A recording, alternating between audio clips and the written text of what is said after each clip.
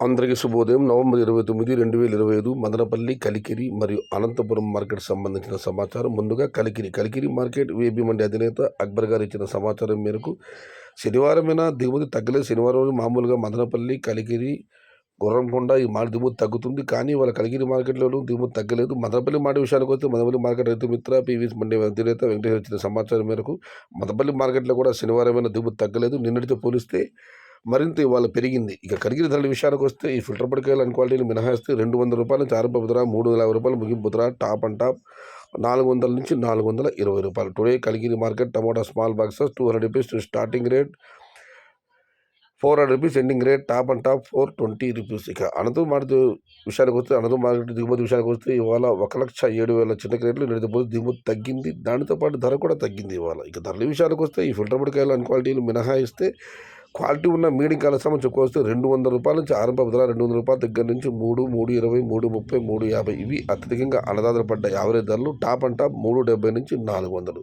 Today Anantapuram market tomato stock 1,07,000 small boxes and rate is 200 rupees starting rate, 370 rupees ending rate, top and top 400 rupees. ఇది ఈరోజు మదనపల్లి, కలికిరి మరియు Anantapuram market సంబంధించిన సమాచారం.